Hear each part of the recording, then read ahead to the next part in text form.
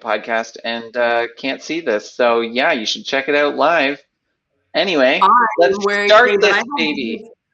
Hold on. Okay. I want people to know about my wardrobe too, because yes, we have some people joining us live in the chat. I don't know how to work that. That's going to be your section today. But I'm wearing jeans that this is going to be more enjoyable for those who can't see me right now. So for the podcast listeners listening to on our streams afterwards, here's what happened. I was exiting my bathroom and left my drawers open. I live alone, so I can't blame it on anybody else, but I still try to. But anyway, I left a bathroom drawer open and I caught my pants, my jeans on the drawer, but like was moving so fast because I have no time for anything apparently that I caught my jeans and ripped them like a real good rip. And I really like these jeans. I was so upset. But for those who are actually watching right now, this was not originally like this. They were like maybe a centimeter less ripped. All of my knees are exposed. I bought these pants with giant rips. Why am I upset with the fact that I just ripped them even more? That was free. Anyway, let's get into this.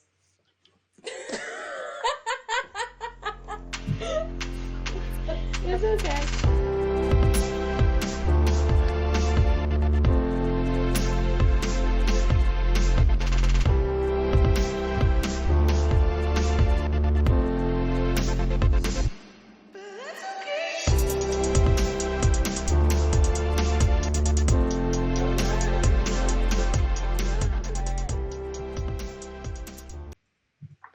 Yay! Hi, I figured out how to use the chat. Congratulations. This is We're Totally Not Okay, the podcast about the intersection of mass media culture and mental health. I'm Kaylee LeGrand. And I must be Justin Van Lieshout. My God, that was the best intro I think we've ever pulled off. Thank you guys. I practice in the mirror every day. I'm impressed. And look, we've got people who are also impressed here. And all of our listeners afterwards on SoundCloud are too. I'm sure we're going to move over into Periscope and you'll be paid lots and lots of monies. Yeah, excellent. Just for that one soundbite. Done, sold, here we go. Perfect. I am super excited that, okay, again, another thing that people cannot see yet, not even on our HAPS channel, there's more green to come. Our guest, I can see, has a green screen. And I am so excited about that fact, not just because I want to green screen everything. I am over the Zoom backgrounds that, you only have a limited selection to choose from. I want to be able to put whatever I want. Actually, I just want like a still picture of me on Zoom for my meetings from now on that looks like I'm actually present, but just enjoying everything. It's just me smiling. Excellent. So I guess without further ado, let's bring on our guest for the day. Drum roll and unmute and click all the buttons because I'm running this for some reason. It's Dav! Hello. All by myself. I know. I'll bring it back. It's all good. You are by yourself, but we are also by ourselves, and we're all by ourselves together. That's how we are getting through. That is the condition, the general condition. That is the condition. But platforms like this bring us together. And this is actually the platform that brought us together, Dav. We met on another channel, another episode. And on International Women's Day. On International Women's Day. And what was so cool is that I feel like just near the end of it, we started, you and I, sparking so hard and just realizing like, oh, we have so much more to talk about. So I'm so happy you're here. Why don't we start by having you introduce yourself and tell our listeners who you are, what you do, what your platforms are, what you typically talk about. I will do that. I will say only I'm so glad we did get to meet that day because I had inadvertently muted myself by knocking my microphone USB cord out of the laptop. And when I replaced it, I hadn't refreshed the screen. I was mute. I didn't know why nobody was responding to what I was saying. So I just went really quiet, like, yeah, okay, maybe it's not my place to talk here. And then finally somebody pointed out Dav's mouth is moving and she's not saying anything. And I was like, oh, and they're like, refresh your screen. I did it. And that was how we got that opportunity in the end to spark, and it was worth the wait. So I was so glad. I had no idea. I didn't realize. I thought you were just like politely being quiet and waiting until you had something with gumption to say. I know. I'm kind of glad. I think it made more of an impact that way. Like, she waits and waits. She's one of these really thoughtful people who formulates what she has to say, and then out it comes. And the truth is far from that. I just talk constantly. But there was an element of politeness in that my mouth did stop moving when people weren't responding to me. I was like, okay, I'll be uncustomarily quiet for a bit. So yes. So what do? I am customarily quite noisy.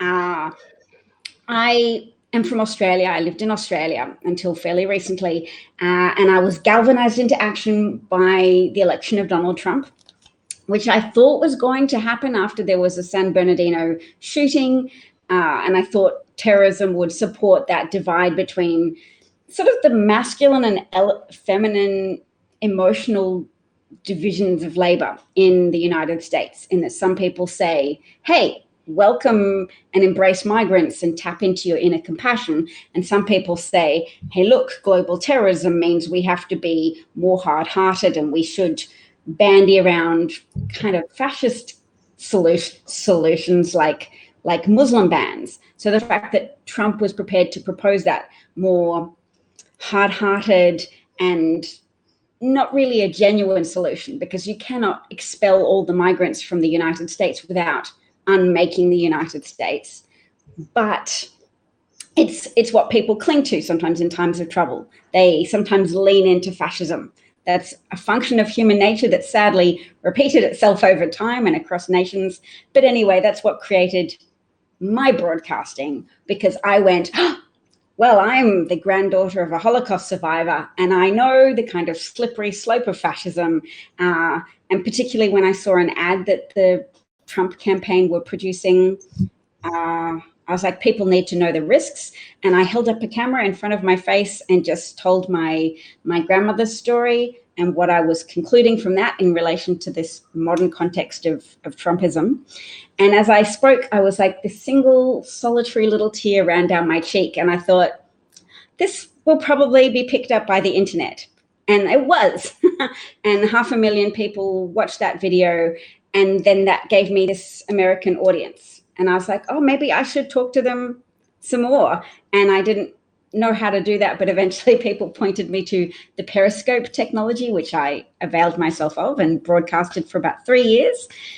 Oh, wow. And then Periscope announced it was closing down, and I tried to gently dip my toes in the water of HAPS, the still or turbid waters of HAPS. So, well, we're so glad you're here. Thank you so much for joining us. We do have actually a comment from, I'm assuming, somebody who does follow you on HAPS or follows you on some of your other platforms, who says, this is coming from Bob Kramer, says, Dav knows more about American politics than most Americans. And I mean, it does sound like especially because you have such passion, that you needed to take a stand and speak about it, use your voice, which I love. Do you focus only on or mainly on American politics, or is it more of a global approach? It is mainly a focus on American politics, because I focused on the UK for a bit, but it was too sad. It was too sad because they were too irrevocably stuck on this Brexit path. So no, I mostly talk about American politics, and I still engage intellectually with Australian politics, and occasionally it bubbles out so that I'm like, guess what, Australians are suffering under their own little mini Trump. Guess what they've gone and done now? And I'll just do one segment about what's happening in Australia and how it parallels the US, even though I know that not all of my listeners will be interested in that, but sometimes it just bubbles out because it'll be just so atrocious. And I mean, Australia has been an inspiration for America in a lot of very destructive, cruel ways. We have migrants we've detained for 7 years. 2 children have been detained for 3 years. And we shocked Trump. We shocked Trump at the beginning of his tenure. I think we wouldn't have shocked him by the end, but He was originally like, oh no, if you're detaining the migrants, then they must have committed a crime. These must be criminals. And the Australian Prime Minister was like, no, they haven't committed a crime. We just detain them. That's just what we do. So yes, American politics, I've immersed myself in learning about it. And I overcome any lack of confidence from the fact that I wasn't raised there and wasn't educated there by saying, look, anything that I can learn, that's something I bring to the table, which is a curiosity and an interest in learning and a lack of arrogance about my American knowledge. I'm proud of it. It's kind of new and fresh, but I'm not that attached to my own opinion. I can be educated with facts, and that's a plus. I love that. That's especially because you're using the word curious, because I think with the entertainment aspect, as far as the American politics system has been running, especially with those past 4 years, and who was in seat. I don't know why I have such an issue even saying his name, but still. It's Voldemort. He's the Voldemort of modern politics. He is. And you make these beautiful analogies, and the fact that you're able to find those analogies from within Australian politics as well, it's almost, I feel like it's an opportunity for you to be able to bring to light Australian politics with those analogies, being able to be analogous with because they, and when I say they, I mean American political system is so prevalent these days and has become such a worldwide hot topic. It's almost, it's nice to be able to know that there are those ties that you can jump into to be able to not necessarily push back, but still bring light to what's still happening around the world in other countries. Yeah, provoke thought through the art of comparative politics or comparative civics, even, of how do things work in Australia, not to imagine that things are necessarily unique to the US, because people in the US are often afflicted with exceptionalism, be it either America's exceptionally perfect or America's exceptionally terrible. So it's good sometimes to have points for comparison with other nations, just to mitigate against that tendency to absolutize everything to do with America. So before we keep going, I actually pulled up the clip from Twitter, and I'd love to play it for everyone who's watching / listening. I know it's embarrassing. Sorry, not sorry. No. It's fine. It's fine. I'm proud of it. Yeah, excellent. Here we go. Hi, America. Saturday, the GOP released an attack ad saying Democrats who stand in our way will be complicit in every murder committed by illegal immigrants, which means now more than ever, it's time for descendants of survivors of the Holocaust to tell their story and what we know of how this starts. My grandmother, when she was 16 years old, was made to jump out of a carriage on a train by her parents because they knew where the train was going. And her story weighs on me heavily in these moments as we see scenes in America such as these attack ads. And the doctor from Poland, my parents, my grandmother's country, where a doctor was arrested after decades of residence in the US of A with a green card and a solid history of contribution to his community and service as a doctor in an emergency ward, with government agents boarding a bus in Fort Lauderdale today, asking passengers for proof of citizenship. These are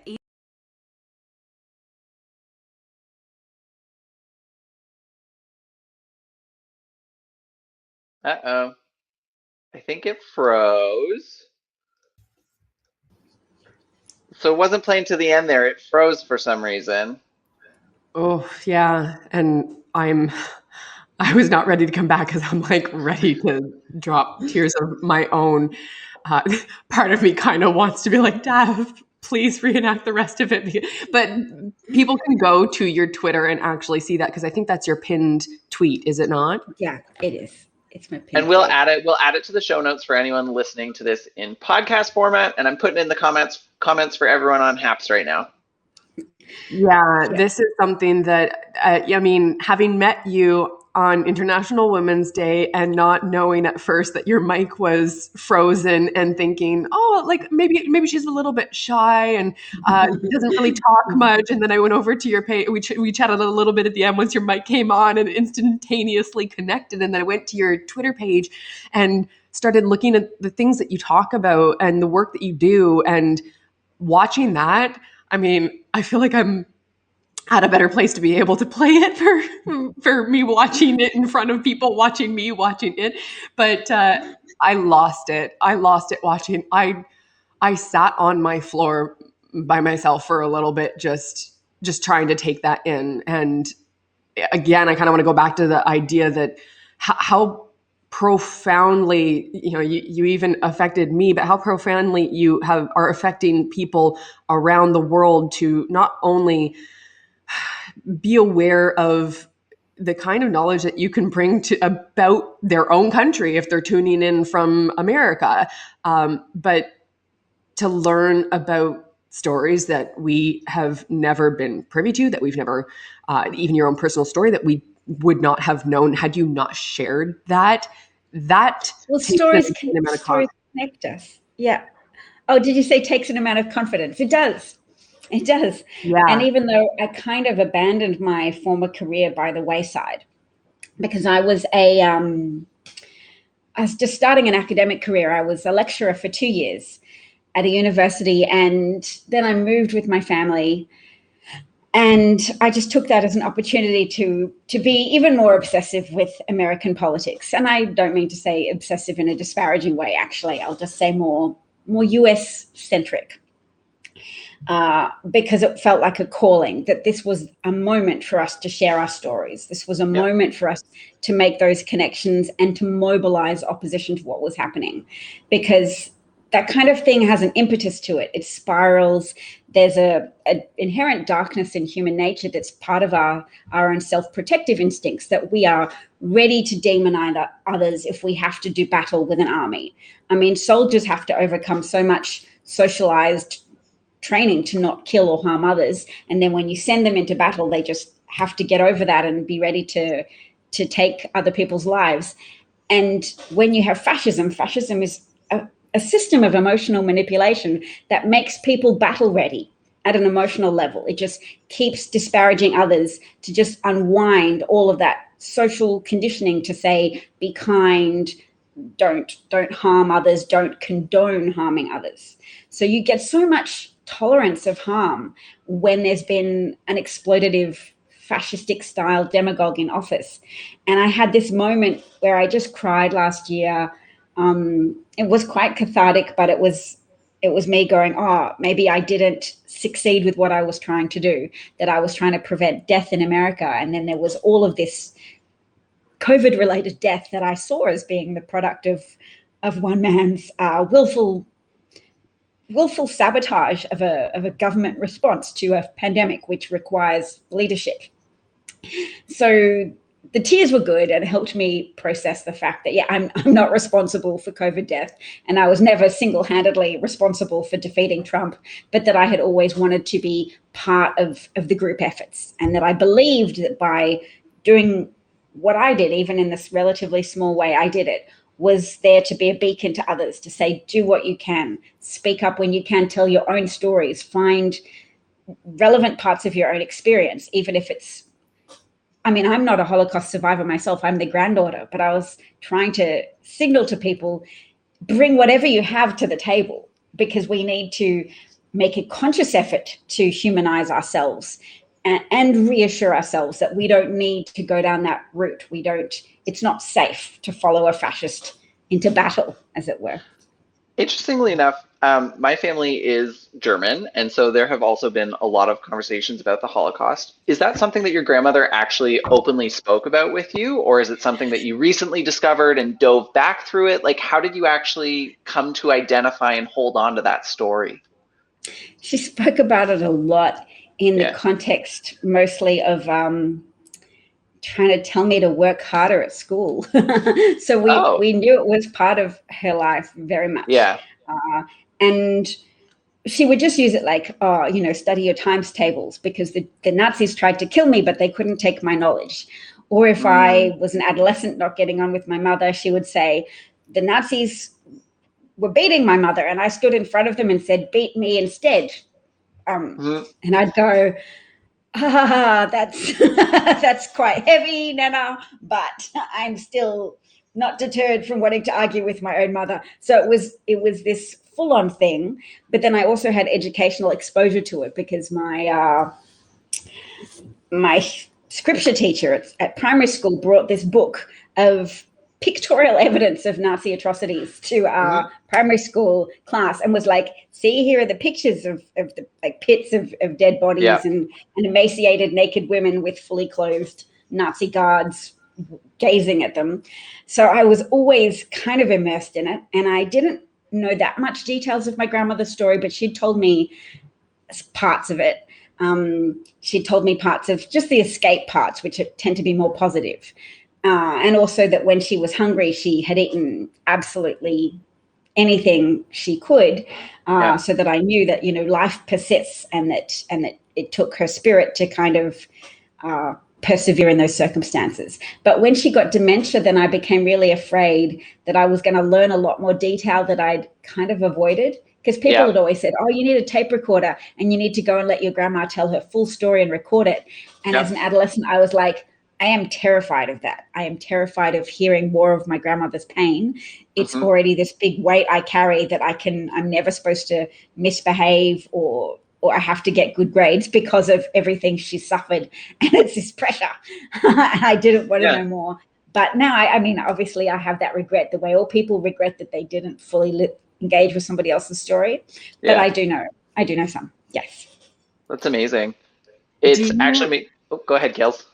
I was going to say, especially because you mentioned seeing a picture book that validated the stories that you knew were true about the violence. And it also makes me think of, once we started having not just radio broadcasts, but television broadcasts that started broadcasting that information about what was happening in war times, Vietnam War, and having, say, Americans actually learn what troops were doing or on ground, or for anyone around, just as an example, anyone around the world. But in wartime, now we have, and it's faster than ever because of social media, because of all of the platforms that we can connect on and have these conversations and show that proof, which let's not move yet into the territory of, how that proof can be manipulated. But the idea of having images validate those stories and spread those stories, I guess I have a twofold question.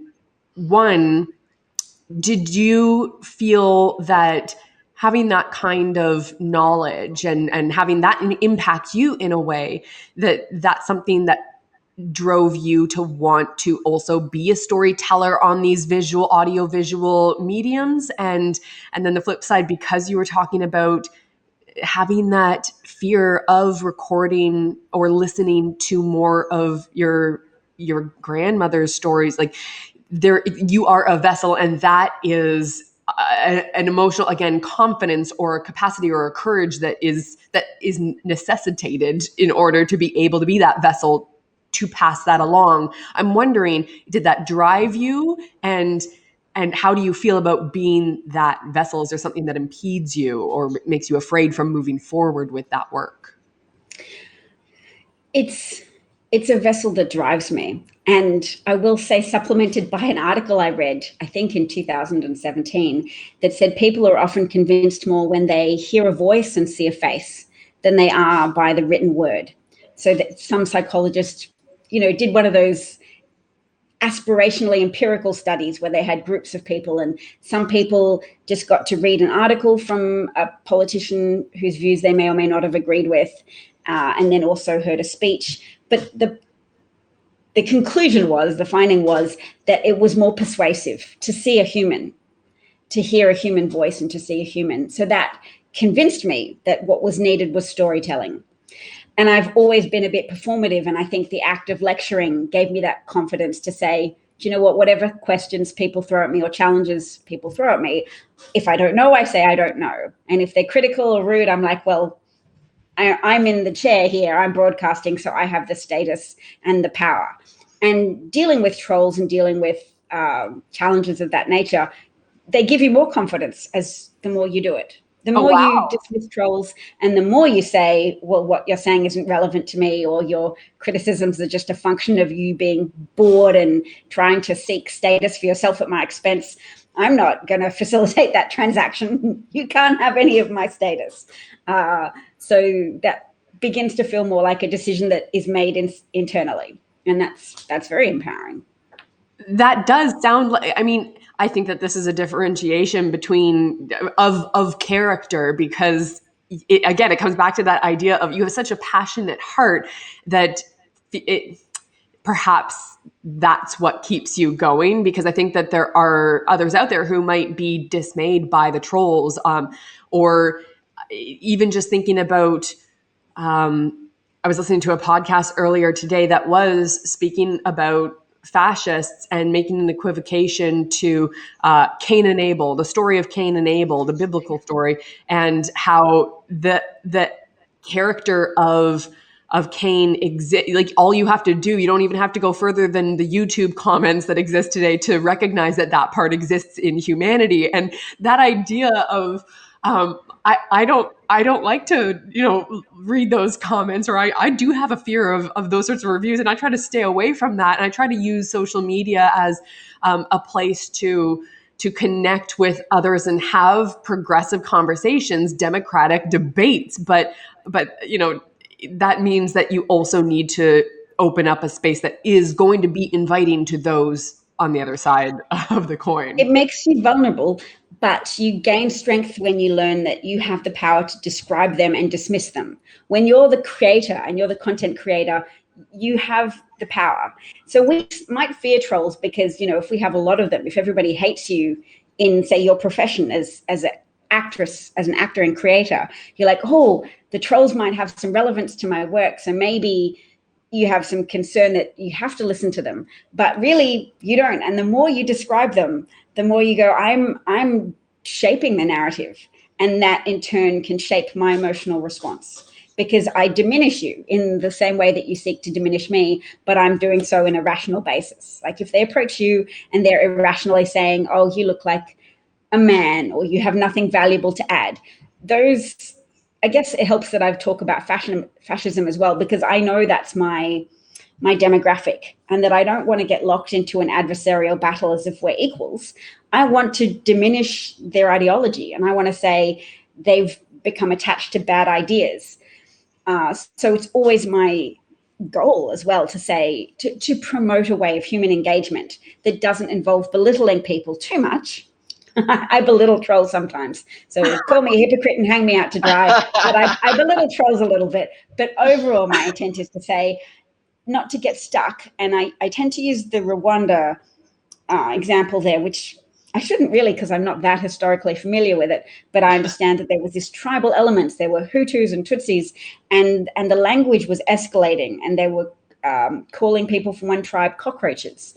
And I was like, well, that reminds me of what I know of Nazi Germany and calling Jewish people vermin, that when you engage in that, even if it's retaliatory, you're helping progress that dynamic. So you need to keep calling people out when they're undermining the social fabric and they're taking that path towards nihilistic violence that just destroys.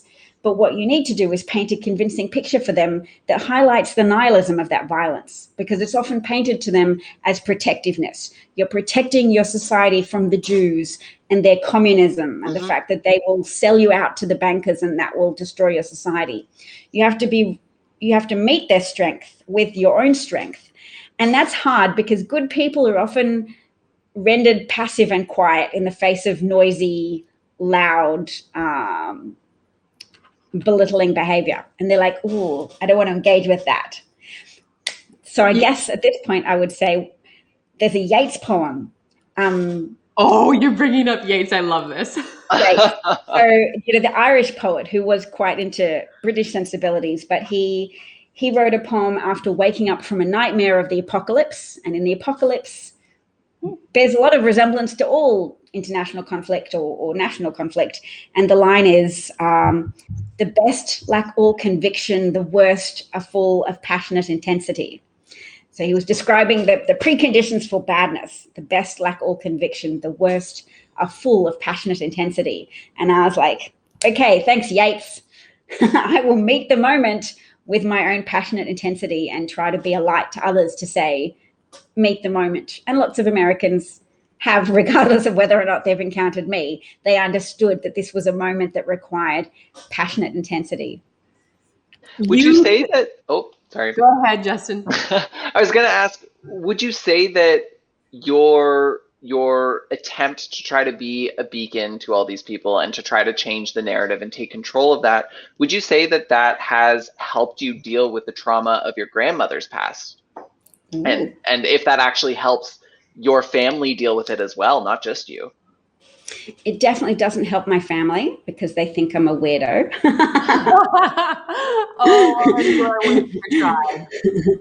And it's quite funny because, not funny, tragedy. In the iteration of fascism under Trump, Muslim people are more likely to be the scapegoat.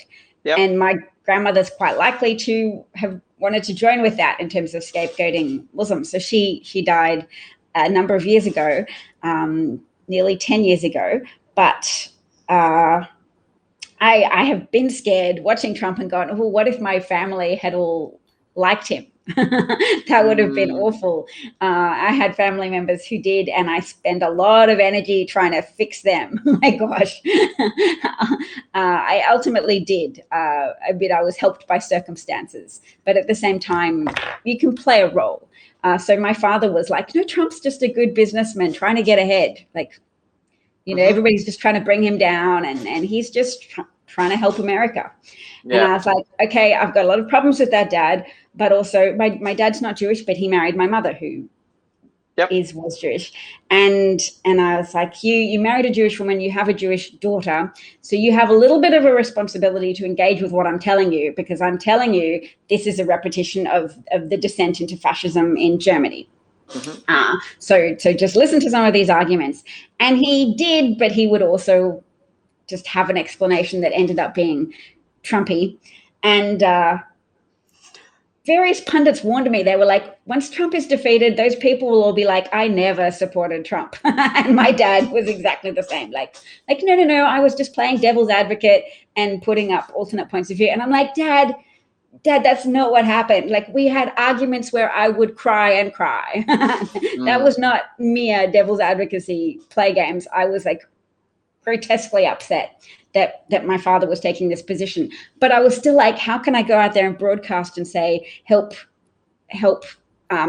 recruit voters and help mobilize society and help defeat Trump if I can't address it in my own family? So in a way, that was kind of like a white person's task in America of saying, let's not just accept our relatives being lost to an ideology that they think is helpful, that they think is coming from an endorsement of the status quo. And of course the status quo is good. So Trump's president, just let him be. Don't be too critical of him. That's being all negative and ragey. And I was like, yeah, it is a bit ragey, but there's cause. And then stuff happens and COVID happens, and it became a little more evident to my dad. Actually, my dad started to get with the program more when a lot of people were arrested from Trump's campaign. So Manafort was arrested, and then he was like, okay, you know what, maybe I have to concede that my daughter was right. He said that at Christmas 2 years ago, and I was like, that's the best Christmas present ever, Dad. Yeah, and then Bill Barr came out and was like, oh, no, Mueller just meant to say that Trump's innocent of everything. And my dad was like, well. And I was like, don't go back towards the dark, Dad. Stay with me. And he did. I guess he was enough. He'd renounced Trump enough by that point that he could stay with the logical consistency of at least accepting that it was okay to criticize him, because people dig themselves into a defensive hole as well. And that's the downside of broadcasting, which is you do occasionally have those moments where you go, am I even helping? Because does all my passion and my broadcasting, is that just contributing to further pushing Trumpists away, but I'm able to sort through that and go, no, those people definitely have an appetite for lies because they want to protect themselves from the reality that they supported a sociopathic criminal con man person. That's definitely, I think, part of the appetite for QAnon. There's a lot of people who are very hostile to reality right now, very motivated self-deluders, but as always, I'm trying to unpack their ideas and not just attack the people. So what do you actually think are the best things to do in those situations? I know I have a lot of friends in America, and they always, the famous thing of we go home for Thanksgiving and everyone just ends up arguing about politics. What are actually the most constructive things that you can do in those situations to try and help two individuals kind of see eye to eye and understand where each other are coming from without making it so emotional and kind of trolly or digging yourself into that mindset? That's a big question, because I've tried a lot of different approaches. It's like my life has been an experiment on how to handle that, because I've brought a lot of emotion to the table, and I've held tight onto the idea of don't provide social lubrication for people who are aligning themselves with evil. Like, don't smile or hang out with people who you know are Trump, unless you really have to. You're like, oh, they're my dying mother, and I can't just cut her off in her final moments or years. But some people adopt a different technique and they keep those people on board. I mean, I didn't cut off my dad. I was kind of like, if people are already on your social outskirts, you can keep moving them away. Like, you can consign them in a mental sense to an even more outward concentric circle. Like, but that's one thought. I didn't want people to be part of making it normalizing fascism by just treating your neighbors and friends as if everything's fine, because it's not fine. But at the same time, sometimes you can be a little bit of an anchor to an alternate reality. So I guess it depends on your dynamic. If you think arguing with people you know is just something they enjoy doing because they enjoy the combative nature of contradicting you and saying, no, you're full of Trump derangement syndrome, then they're getting off on that argument, and you shouldn't do it. You should back away from them. But if you think someone's reasonable enough to respond to something pragmatic, because pragmatic details are often what rescues people, research has shown that what's made the biggest difference to basically experiment subjects, that social researchers have tried to say, what can we say to persuade people to stop supporting Trump? The most effective thing was undermining his origin story, of showing them evidence that he wasn't the self-made man he told people he was. So financial details, which explains why Trump was so protective of his tax returns, I guess, knowing that evidence of fraud and swindling taxpayers and the government might help. Although there seem to have been lots of Trump supporters who were able to reconcile evidence of tax fraud to themselves, and they're like, he's just smart. But I guess the idea is you show them enough evidence, or you don't expect to fix everybody. You expect to just fray the edges of Trump support. You get enough people understanding that he is effectively a con man, swindling the American public and simultaneously exposing them to danger on a lot of fronts, then you get enough converts to have mobilized a critical mass of voters who then voted him out. And that happened, and we did that. And I say we because I'm damn well including myself in that after 3 years of broadcasting. I have a question then about your broadcasting and the way that you do, because you are so public about your opinion, and because you're also very public about sharing your personal journeys. For example, your conversations that you have with your father and how the conflicts do live very close to home, which I think is an important thing to acknowledge, especially if you are inviting conversation that is offering a space to heal. And you come from a place of curiosity. And I think that absolutely helps lubricate conversation to feel like you're not being pedantic about your opinion. But because it's fragile territory, it's sensitive matters that we're dealing with, especially some of the comments that we're seeing even today, right now in our chat boxes on HAPS. We have a comment from someone who said that I cut one of my brothers off because of it. I think he's referring to, because we're talking about cutting people off who have politically different opinions. I cut my brothers off because of it, and now I'm torn about it since his death from COVID. So these are tumultuous times. And this is making me think of even just my own personal conversations with people who are close to me. I have a friend who is a Trump supporter, and I've been friends with them for quite some time. And we have always had very heated political debates. And I say heated, but not necessarily, I don't always feel like we're making much progress, but we do care for one another enough that we don't hold our political systems against one another. And that doesn't deter us from being friends, which I think that's also a reason why I still have them as a friend in my life, because they're open enough and loving enough to recognize me and respect me. But we haven't reached a point of being able to bridge our differences politically. And when we do try to address, particularly when we try to address conversations about Trump, I said it, most of the time, because I'm sincerely curious, I want to know how somebody has walked into that, how they got to that point, to that belief system, how they did. Because some people not only are looking to safeguard because they feel maybe ashamed and they didn't support him, but were too afraid to step out of those bounds. Some people sincerely do support him. And I am so curious. I want to know how somebody gets to that point. But most of the time with this particular friend, his retorts to any points that I make are typically snippets from Fox News segments. And there's no explanation as to why he even believes what is, like, there's no conversation. It's just, I'm like, great, I could have watched that, and that doesn't help me understand how you got to this belief system.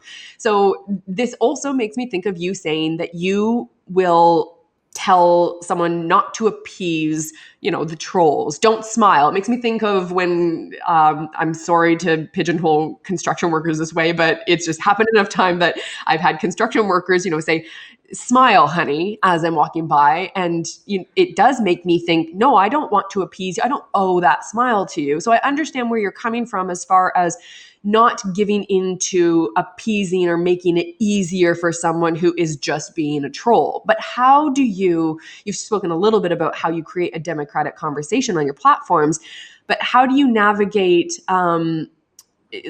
do you also try to create space that feels comfortable enough to have someone who has such an opposing political ideology feel comfortable enough to be vulnerable and open, which I think is necessary if they are going to experience any kind of change, any kind of mindset change? That's a very interesting question. I'm going to reply to it in two parts. One, with the trolls that visit my page.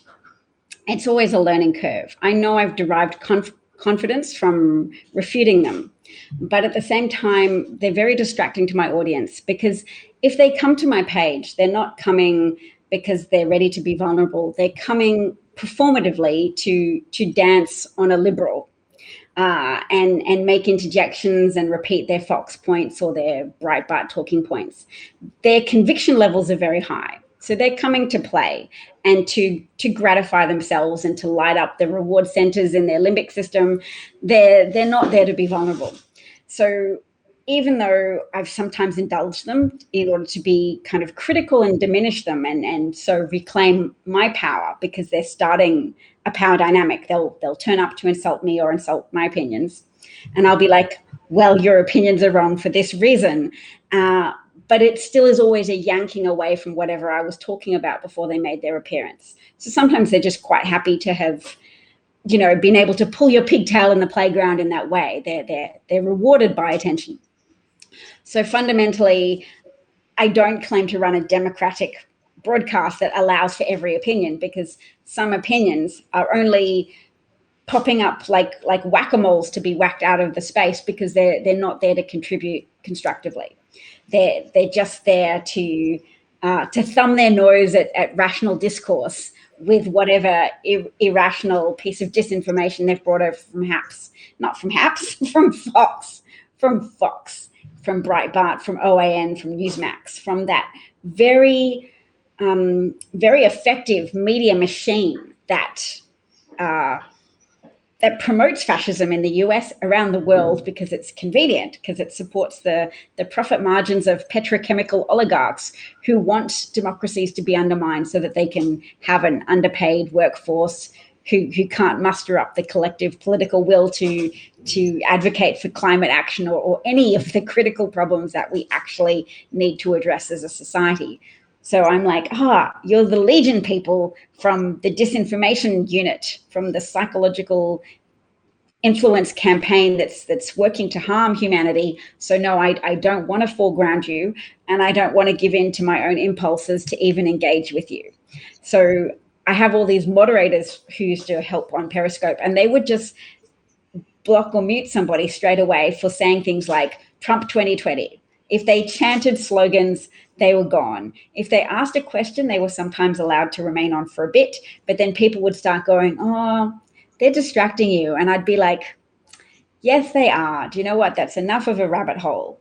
Sometimes it was good to activate passion. They'd come on and say, you just want to kill babies. And I'd say, what a great opportunity to talk about reproductive rights and how it's actually very deadly to women in all the nations where they don't have reproductive rights, that women are more likely to die, not only from botched abortions, but they're far more likely to take their own life, because if women don't have access to contraception or abortion, they're more likely to take their own lives, because women don't want to be part of that. They don't want to be part of bringing a life into the world when they are not in a place where they can feed or support or get doctors' medical treatment or anything for an innocent child.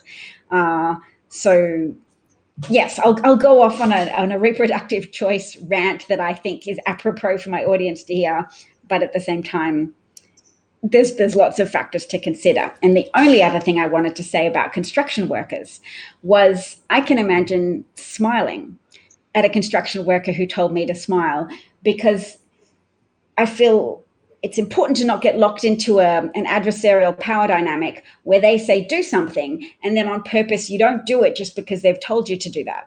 Like children going, I won't do my homework because you told me to do it and I'm asserting my autonomy. It's like, well, actually homework's good.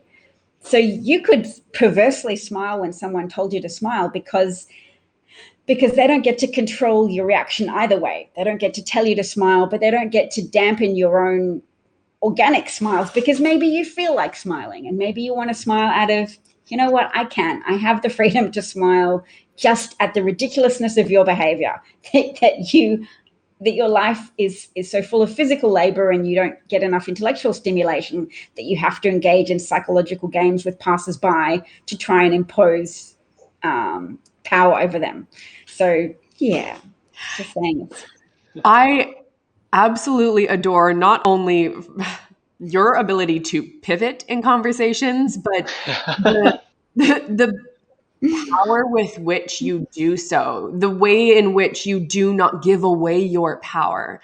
And I think that is something, especially because we are a podcast that speaks about mental health and how it is affected by the ways in which we consume our media and the ways in which we produce our media, because it's cyclical, putting the messages out there and the way that we're continually bombarded with the messages that already exist. And what came to mind, I want to ask you one more question before we get into our two truths and a lie.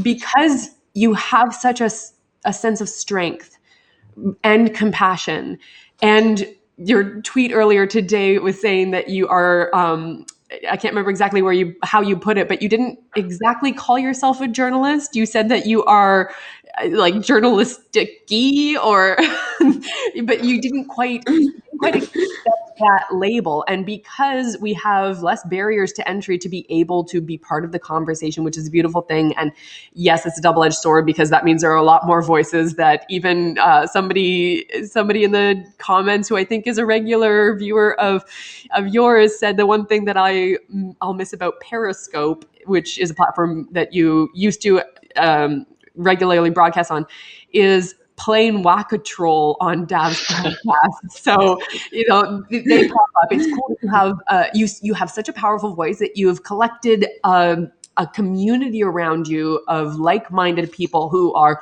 wanting to be part of that democratic discussion, you don't necessarily need or seek the validation of having that title or badge of a journalist to be able to do the work.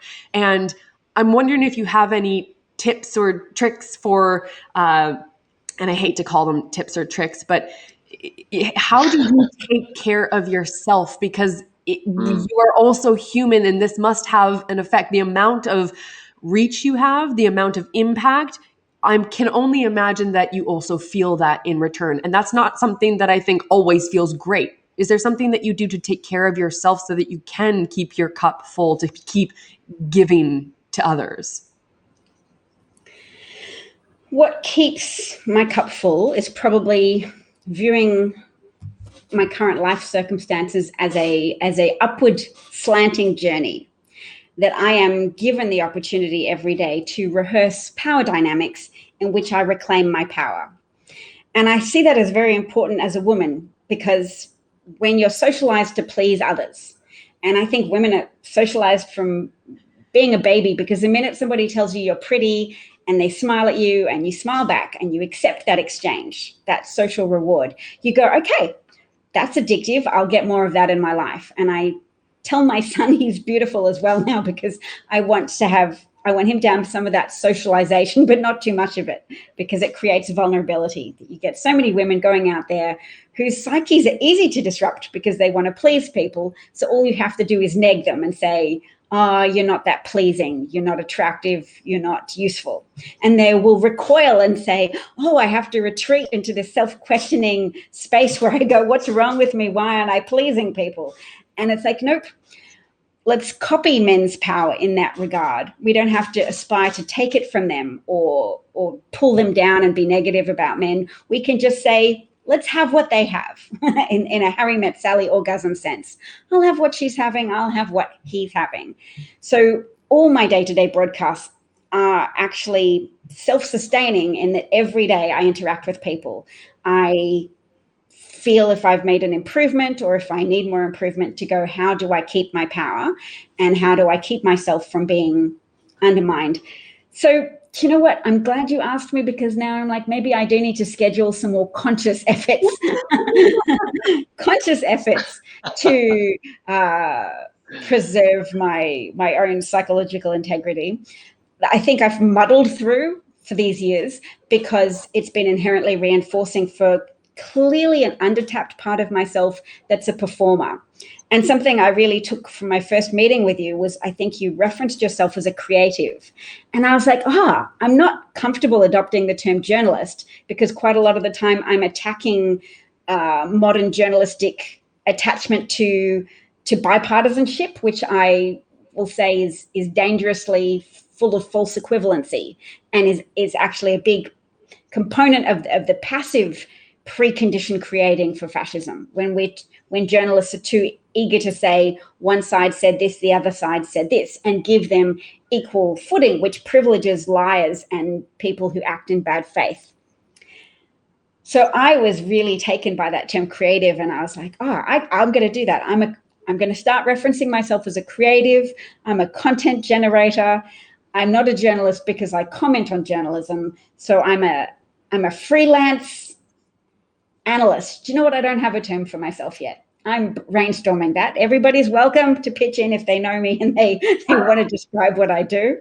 I don't entirely know, but I know that I'm here and that I'm very compelled to be here for people. So I have Patreons who would pay me a monthly sum, and that would help me get up every day and go, even if it's $1 a day, I'm like, I'm getting paid to do this. So not only is it my compulsion from an ethical sense, there are people out there who depend on seeing me on a regular basis and hearing what I have to say, because I have that privilege to not be in America.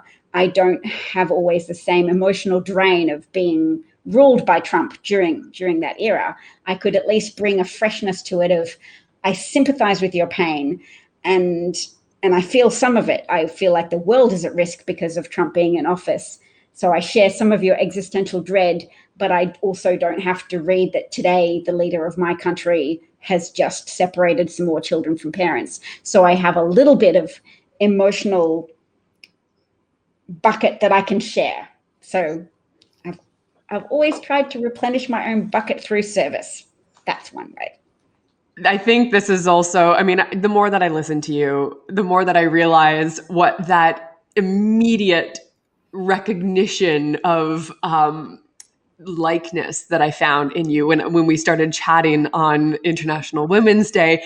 There was a resonance that I hadn't quite put my finger on, but I think it's in the same regard that because I am resistant to labels. And I mean, it's kind of a running joke that I make people introduce themselves on our podcast because I have such a hang up. And I don't even like to use the word hang up because I think that I can find a higher vibration word, but the labels in general, the fact that you don't really bother actually accepting that term and you just keep going ahead and doing the work anyway, which, let me say, in the entertainment world is so refreshing because there are many people out there who do call themselves actors and writers and filmmakers, and they're hopping on platforms like this or Clubhouse and running rooms to say that they know how to make 10 deals in a day with Netflix, but they've made like not even a full short film. Anyways, I won't rant on that right now. But I love the fact that you are doing the work that is traditionally understood to be journalistic work, that journalists were supposed to be holding politicians' feet to the fire. They were supposed to be grilling the gatekeepers. And we are moving into more and more of this weird meta world, an onion layer after layer of them becoming what they are trying to fight against. And the fact that you are doing that work, but seemingly not falling into similar traps. I can't really think of another way of putting it, but I also understand that there is this, or at least traditionally speaking, again, this necessity to get the ratings. And so we do see a dichotomized media landscape. Mm-hmm. And we have opportunities now with these sorts of platforms, and because barriers are lowered, to not necessarily fall into those traps and not do it for the likes and do it for the views and do it for the eyeballs. And you just keep bringing it back to the point, to the issues that you know need to be addressed, which is refreshingly egoless. I adore it. But I'm privileged. It's from a place of privilege as well, that I'm not as driven to do the deals and to get the eyeballs because of the money that I'm operating from this privileged position in that I'm essentially an unemployed housewife. That's not a label that has a lot of vibration, but I have to acknowledge that. Praise aside for what I do and my commitment to being out there and putting out a voice to not only just hear myself talk, but to galvanize others as a goal, to say, deputize yourself. This is a critical moment. I'm here like the resistance radio in France, and just to say, let's work together with what we can do and what have we found to be most effective, and what are the issues of the day we need to stay abreast of. But that I am still privileged enough that my husband earns enough money to put food on the table for us. And I think with Trump fascism, with the Capitol riots and things like that, he's looked quite indulgently on the fact that I devote so much of my time to this. Like, yes, I make lunches, but I also walk around reading about American politics on Twitter, and then I sit down in a corridor. This is literally a corridor, and the screen is like a privacy screen, so that if my family members need to walk naked behind me, they can. And they won't be on the internet forever. That's very kind of you. Yeah. It's my duty. But so there's still ego to it, in that I hope when I move to America, because my husband's got a job there and he's working there now, just very, very remotely. Some people are working remotely. My husband's working other continent remotely. But that when we go there, I'll be able to find something. So then at that point, you might start to go, oh, her conversation has become more about deals. But probably not, because I'm not very practical and I'm still going to be a very heart on my sleeve person. But at some point, it would be great to have enough of a label that I could attract an income that contributed to my family. In the meantime, I attract an income that's great as a signifier to say, you owe them, DavKat. You get back on there and you turn that microphone on and you keep talking to the people, because they're waking up every day and turning on the radio to hear the resistance. And you're part of that. And I am grateful to have felt part of the international community of people trying to raise the alarm, because some of the media has done that. When you were making the point about they were supposed to hold their feet to the fire, the people in power, I was thinking, well, they did that a bit. They didn't do it enough. We wanted them to do more, but they did it enough to help at least galvanize some white suburban voters to turn away from the Republican Party. They did enough so that Black people in America all understood the threat. And I guess they didn't really need the media for that. They were always going to be galvanized by Trump in office. But the white people who helped, any white people who donated to Stacey Abrams' Fair Fight campaign, any people who changed what they did ordinarily to drive that record-breaking turnout for Joe Biden, who saved the US, essentially. Not that the US is completely saved, but if you look at Brazil, comparatively speaking, and how their COVID cases are so out of control and their hospital systems under such threat of collapse because they still have a Trump in office, a Trump equivalent in office, then you go, yes, we did something. We've got Biden, and Biden's rolling out the vaccine, and yay. We have a couple of comments on here that are referring to that, and also just supporting the work that you do and how a lot of your fans know you're planning on making the jump over to America and wanting to not only nominated you for a TED Talk. They're throwing out some labels for you that maybe you will or won't accept. You could be an analyst. You could be a journalist. That one's going to be hard to roll off the tongue. I don't know about that one yet. I get where they're going though. I like that. And that people are going to be voting for you if and when you run for office. This is beautiful and fantastic. I love my followers. Lots of love in the comments. That's awesome. Well, I think it's also a reflection of the work that you do. The people, it's sort of that same mentality as, if you want to know who somebody is, take a look at their 5 closest friends. And you take a look at the people who are following you, who are here on our show and commenting because they know you and they support you and they're interested in the things that you have to share and say. I am so fascinated also with the fact that you're not shy about where you're coming from when you're speaking, whether it is something that is a personal story about your grandmother, about your heritage, about where what your lineage is, where you come from in that sense, in those regards, or being able to say something like, I'm privileged. I don't have to work for an income in order to be able to have a voice in these conversations, which I absolutely resonate with. I have that feeling of guilt that I think it's also something I'm looking for a higher vibration to understand for myself.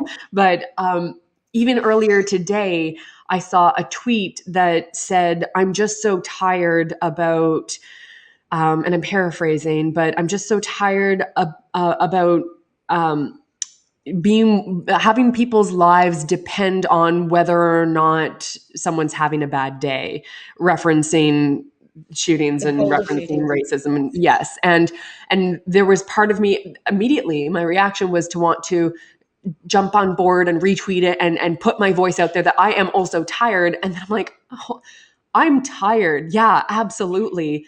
And it made me feel guilty. I felt guilty that I was tired because I'm still alive and I can be tired. And I could just sit at home and not say anything about this, or I could just tweet, not to dismantle this tweet, because again, I think every voice counts, and that's the whole point of having democratic discussions.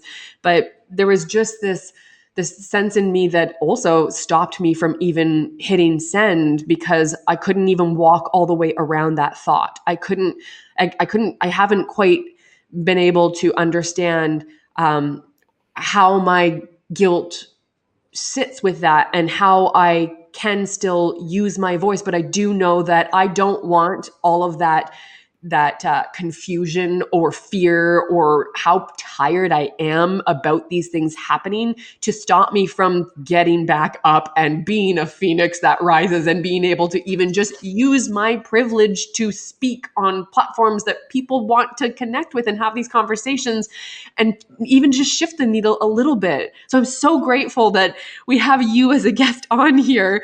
Is there anything else that you want to say before we move on to the... Okay, go ahead. Yes, I'll say one final thing that was inspired by your comment, and that's a key driver of fascism is people who can't process modern developments, people who can't process history well, people who are afraid that they're being undermined. So in Germany, collectively, you had this huge abraded ego of saying, well, we're taught that Germans are so... Justin, I realize I'm speaking to someone of German background, but historians have documented that there was a lot of nationalistic pride. And when that pride was violated by the outcome of World War I, that Germany was blamed for it, there became a narrative that said, well, actually, we weren't to blame and that we actually would have won that war, but we were undermined. There was a knife in our back. We were sabotaged by communists and Jews working in Germany. So we didn't really lose. We were tricked out of victory. And that narrative helped fuel some of the collective aggression towards Jewish people that was fomented and amplified and escalated by Trump and his Nazi cronies. So in modern America, you have a lot of pushback against the idea that white people should feel guilty and should feel privilege. So you have people who adopt that and go, no, that actually makes sense. History and what I know of history makes me understand that I have privilege and that I have advantages other people might not have, and I have levels of security that other people might not have. But we have to work out a way how to function with that, to model it appropriately for the other people who are very afraid that civilization will fall apart if we keep criticizing it, that if we keep criticizing industrialization and saying there's a downside in terms of climate change gases being produced and creating an existential threat for us, or if we criticize men and say, hey, women are sometimes mistreated, and men will say, hey, not all men, and they'll be very resistant to female leadership or to feminist points of view because they don't want to be collectively punished for being men, and they don't want boys to be collectively punished for being men. So there's so much work to do to say, how do we functionally use our awareness of oppression or disadvantage? How do we use that to say privilege can be energizing, in that it can motivate you to be of service and motivate you to be inclusive and to promote understanding. And there's so much work to do for us, for white people, to just try and find a way to live that and to show how you can still be functional in society and the worst fears of conservative people don't need to come true. So to acknowledge those fears and either discount them and say they're not necessarily valid, but also prove that they're not valid by showing how you can be not depressed but still concerned about climate change. You can be conscious of white privilege but not be too constrained to get up in the morning and brush your hair and look after yourself because you feel too guilty to do that. It's like, nope, we can still put our best foot forward, and there's lots of ways to figure out how to best do that in an intellectual and emotional framework. So much work. That's my conclusion. There is so much work. Okay, first of all, we are going to have you back on the show again because there's no end to the discussion. I feel like whatever you say, it sparks something to me. And when I say something, of course, you have something even more intellectual to offer to everybody to grip onto, to keep spurring back and forth. I mean, even as far as that definitiveness between, going back to our conversation on International Women's Day, the definitiveness between the male and female representations in, especially in mainstream media, but all media, and how we had somebody who was joining in on the conversation in the chats asking, what about the not all men? I am not somebody who assimilates with or identifies with the actions that are being taken that do put women in that corner. And I do stand up at work and try to say, fight for equal pay and such. And it really is a lot more work about breaking down those barriers, not accepting labels necessarily, but being inclusive, like you were saying, opening up the grounds to have voices heard. I think that I said on that show earlier that I think that everybody wants to be understood and respected and loved. And the fact that that commenter was just asking, what can I do? That is what you do. You acknowledge where you're at and you ask how you can grow. It doesn't matter who you are. And especially these days where we are not definitive and black and white in terms of gender. We don't just exist as men and women. That is a conversation that is shifting and now being more inclusive to those who don't identify with those binary terms. Like I said, we're definitely going to have you. I'm back, baby. I'll be coming back. We can talk about pioneering, how we are pioneering ways of moving and existing in the world. And every time you be a pioneer, you're crossing unknown territory. I mean, parents have been asked to be pioneers to move away from disciplinary methods of the past. And men and women are being asked to pioneer different ways of coexisting in a dynamic of gender relationships and gendered ways of being. So whenever you pioneer, you expose yourself to the risk of running out of rations on a new field. There's just always pitfalls.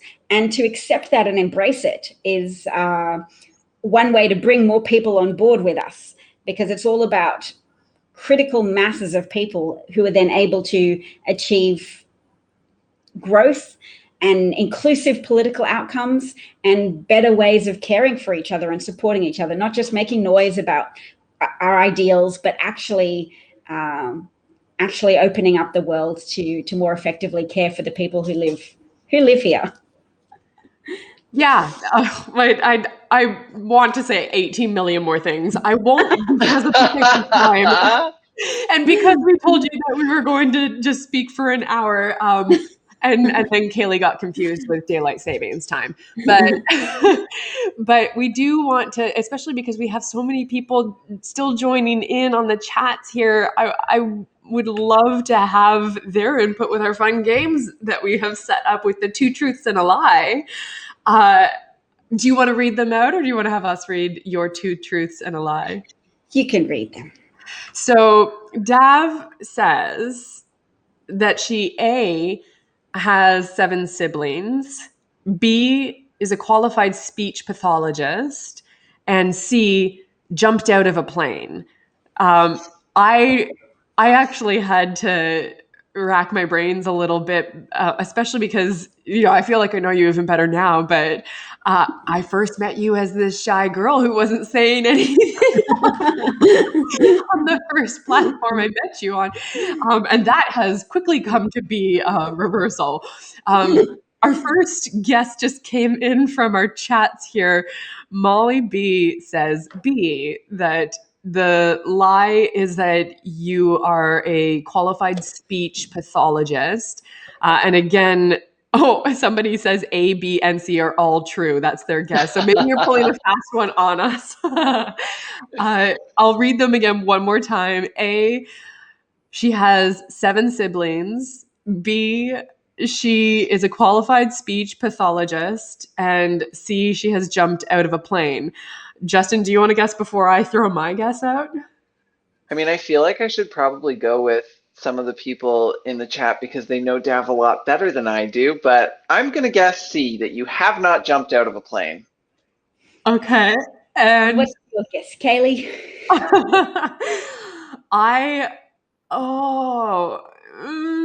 Okay. I am going to guess A, you don't have 7 siblings, because I feel like now, having met you and the way that you speak, how eloquently you speak, I feel like you could school anybody as far as speech pathology goes. And I I would not put it past you that you have jumped out. I want to jump out of planes. And so I just feel like, because you are now this mentor to me, you must have already jumped out of planes. I have jumped out of a plane. Damn it. And this is like, I am the daughter of a pilot. I feel slightly ashamed. I should have 7 been. siblings? Your poor mother. No. I haven't said what's the lie yet. I've jumped out of a plane, and I'm a qualified speech pathologist. I have got a master's degree, and my husband has 7 siblings, not me. There we go. Oh, so there is a little bit of a trick in there still. Those must be those must be very big family gatherings outside of COVID times. Yeah, right. Yes, and they've all had children now, so it's like outside of COVID times, it's like a preschool. Yeah. Oh wow. Okay, we have another little fun tidbit that we do in every episode called One Cool Thing. We still have people guessing. Oh no, I think C is the answer. It's just a lag. I love that Bob says, yep, Dav has many times said, I'm just going to talk for a short time, and 2 hours later, very true. I'll cop to that. This is why you're a cool sister of mine. I do the same thing. I'm like, Justin, do you have 5 minutes? Can we just hop on a call quickly? And then an hour later, he's like, Kaylee, I had a life today. Okay, moving on to our next segment of One Cool Thing. And we put it out there as something that can literally be anything. We have had some people even just say sleeping, which is the best. Talk about not pushing yourself and accepting where you are. I definitely took a nap before my run, and I thought that I wasn't even going to make it to the run, but I accepted myself and I had that nap, and it gave me the compassion for myself to then find the energy to run. So we put it out there as literally anything that can be actionable for yourself. It can be something that people can do for their own mental health. It can be an organization that people can support. Anything, a cool app. I actually changed mine halfway through today. Dav, what's your one cool thing that you shared with us? I shared self-compassion as a thing because it's so easy to get caught up in being judgmental towards others. But when we get kind of stuck on that emotional energy, sometimes it can lead to harshness towards ourselves, because the brain does not want us to be a hypocrite. So when you are feeling very critical, and your criticisms can be very logical and well-founded, but be aware that if you're engaging in lots of critical energy out into the world, to make sure you find something to be compassionate about to others, so that you can also remember to be compassionate towards yourself, because that's a practice that you need to be a little bit conscious of, because people can be very judgmental and harsh to themselves, which impedes their ability to act functionally in the world, to be a supportive co-member of society. And then we are all interconnected, no matter how much we sometimes feel we've dug ourselves into a little hole, or no matter what corner we've gone into, our presence in the world is always more critical to other people than we understand, in ways that we don't necessarily understand or expect. Wow. That's more than just like my self-compassion was taking a nap today. That's the practice. That's the pragmatics of self-compassion. I zoomed out to big picture. I love the blue sky analogy. And I think that it is, mine might actually rub a little bit against this, but in a way where, because I'm trying to figure out a place of compassion for myself in regards to this, a specific example. Yes. My cool thing is something that I did share today. I retweeted an episode of another podcast that I absolutely adore, called Script Notes. It's a podcast about screenwriting and things that are interesting to screenwriters, run by John August and Craig Mazin. I've probably spoken about it on this podcast before because I love it. It's also where we stole the one cool thing idea from. But the episode today was talking about opening scenes, and it just has me thinking so much about first impressions and especially with my first impression with you having changed so much from somebody who I thought was a little bit more on the shy side to someone who just has the most gumption to move forward with speech, with her voice, and yes, speech as well as the speech pathology. But I retweeted the episode earlier because, and I was saying that I cannot even admit how unforgiving I am with opening scenes. And I say that I cannot admit that because I don't think I have the street cred as a screenwriter yet to be able to do that, but I still did admit it because I do have the attitude. And look, I'm not trying to Joss Whedon any of opening scenes that I've read that I don't love, but the idea of first impressions, whether it is with a story, a film, a novel, or with people, what fascinates me is the importance that we place on them and how so much hinges on them. And it has me thinking of moments or scenes that John and Craig say opening and final scenes are the ones with which audience members will be the most forgiving. And I from getting through pilot episodes, I've held myself from, I've watched 3 minutes and I can't even commit to getting through a full pilot episode, admittedly, for too many shows, granted, even a plethora of films, be it feature or short. But this also had me thinking about how we form our opinions about people, not only upon our first meetings, but how much more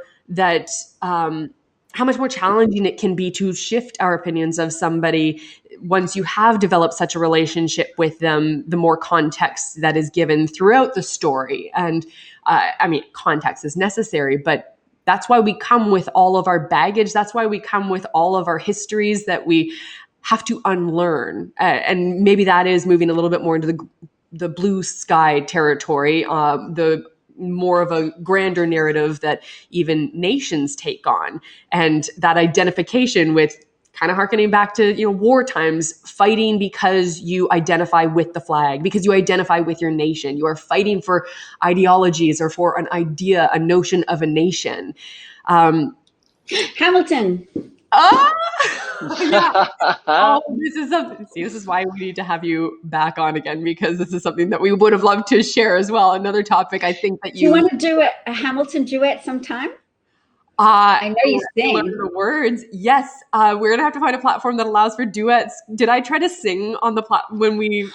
You did, and it was just by yourself, so that was okay because a duet wouldn't work. We realized that because of lag.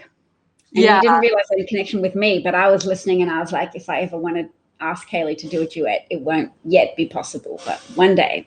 Okay, so we're putting it out there. I think I saw some of the app developers in the chat earlier today. Maybe they're still there. This is our cry for whatever I don't know how the tech works, so I think this is a big ask, but whatever the capability is to have duets, to have karaoke on here, because that's what I want. I want more karaoke with Dav. I would love it. I would be so honored. You're a better singer, but I have heart, and I have the understanding that I don't need to condemn people anymore as bad singers or good singers. I say some people are more rehearsed and more trained, and that allows me to aspire to joining the ranks of the better singers because I'm more committed now to practicing and training because my audience indulged me by letting me sing as a stress release, self-compassion measure in the lead up to the election. I would just sing Hamilton songs because I'd just fallen in love with it. And it was very apropos to the energy of that moment of going, we need to fight for this society and this nation. But I wanted to say something about compassion, which I was thinking of when you were talking about opening scenes and final scenes, which I'm drawing from a thread I saw on Twitter from an Arabic commentator who said, if I met myself 2 years ago, I could talk to myself and probably have a civil conversation. We'd disagree. But if I met myself from 5 years ago, then we would probably not even be able to talk, and we could conceivably come to blows. And that was how much he'd changed over 5 years. And I was like, what a powerful way to consider it as a tool to help us be compassionate to ourselves and other people. Even if we don't like ourselves now, our opinion might change later on. Next week, we might be like, oh, that wasn't so bad. Because just imagine that gulf between who we are today and who we were 5, 10, 2 years ago.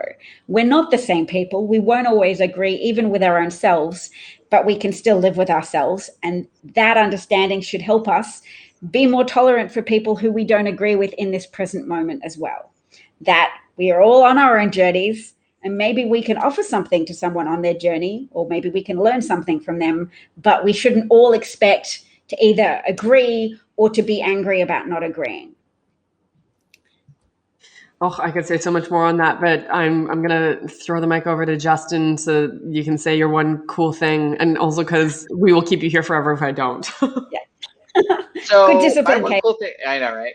I'm usually the one like frantically being like, time, we got to watch the time. Oh my God, we're going to be 3 hours on a podcast. They're going to hate us. So yeah, that's my fun job, guys. My one cool thing was going to be onesies, because I'm wearing a onesie because where we are right now, where Kelly and I are, it is late night. And time Thank you time for changes. staying up Yeah, for me. so, Thank you. oh, it's totally fine. It's so sad because of COVID. I go to bed at like 8 p.m. now. It's insane. But in the conversation, I'm actually going to change my one cool thing to a program called the March of Remembrance and Hope, which is a Canadian organization run by a Jewish foundation. And they actually take college and university students through Germany and Poland to view important sites in the Holocaust with an actual Holocaust survivor. I did it myself. I did it with some roommates. It was absolutely amazing and a phenomenal experience. And if anyone wants more information on that, you should definitely check it out because it is insanely life-changing. Just walking around the camps with someone who was at that camp is something insane. And hearing about your grandmother's story definitely brought me back to that. So that's my one cool thing for today, guys. That is such a cool thing. Thank you for sharing. We're going to have all of this in the show notes that you can check out. And we'll definitely have all of Dav's links to where you can see more from her on her social media and her shows. And somebody just said Kaylee Hokey. Karaoke. If that develops, make a whole new app just dedicated to Kaylee's karaoke. Oh boy, that's a monster waiting to be unleashed. Oh, thank you. Thank you so much for joining us. Yeah, thank you for getting so much, Dav. It was such a pleasure. Thank you so much. We will see you again, I'm sure, on another episode. And you guys can keep commenting, I realized, on our threads on here. So let all the comments keep happening and we'll try to get back to you. Have a great morning, day, night. Who knows? I want to say bye to Molly. Yeah, go ahead. I just think bye to Molly and Bob and Kimchi and John and anybody who came over, and because I haven't been engaging with the comments as much as I usually would because this is not my broadcast. I've had Justin and Kaylee to engage with, but I will next time, I promise. And lovely to see you all. For anyone listening to this as a podcast, if you want to join the conversation, head to anchor.fm/WTNOK, and you can actually send voice notes that we can have Dav reply to or anything like that. If you want to catch us live, you can check us out on HAPS, which is HAPPS.tv. You can find myself and Kaylee, and Kat, or Dav is there as well. I'm saying Dav because Kat. I'm getting tongue-tied now. Guys, it's way past my bedtime. This is what happens when I don't sleep. At least you're pre-dressed. You're pre-dressed. Yeah, pre-dressed. I'm ready. I'm literally just going to flop into my bed and it's going to be done. Great, thanks. Anyways, thank you guys for stopping by, and that is it for today. Sweet dreams, y'all. Sweet dreams. Thank you guys. They're lovely. If you like this podcast, you can support it by subscribing to it on iTunes, SoundCloud, Stitcher, or wherever you listen to your podcasts. You can also leave us a rating or review, which sincerely helps us and we absolutely love.